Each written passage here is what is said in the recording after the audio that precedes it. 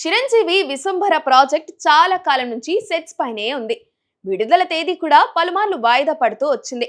Shooting అయిపోయినా VFX పనుల్లో జాప్యం వల్ల సినిమా బయటకు రావడం లేదు. జూలై 10న ఈ సినిమాను విడుదల చేయాలన్న ప్రయత్నాలు గట్టిగా జరుగుతున్నాయి. అయితే ఈలోగా ఓటీటీ బిజినెస్ క్లోజ్ అవ్వాల్సి ఉంది. ఈలోగా విశ్వంభరకు సంబంధించి ఓ వార్త బయటకొచ్చేసింది. ఈ సినిమాని 2 భాగాలుగా విడగొడుతున్నారని, ఈ ఏడాది పార్ట్ 1 విడుదల చేసి 3 నెలల తర్వాత పార్ట్ 2 విడుదల చేస్తారని టాక్ వినిపిస్తుంది. ఎప్పుడైతే ఈ వార్త బయటకొచ్చిందో అప్పటి నుంచి ఈ సినిమాపై నెగిటివ్ ఇంపాక్ట్ మరింత పెరిగిపోయింది.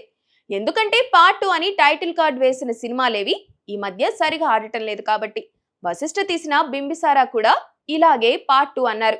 కానీ ఇంతవరకు సెట్స్ పైకి వెళ్ళలేదు.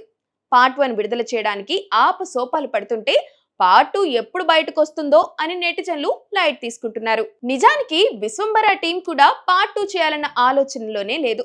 సినిమాకు సంబంధించిన ఫుటేజ్ విపరీతంగా వచ్చిందట. దాదాపు 3.5 గంటల సినిమా ఉంది.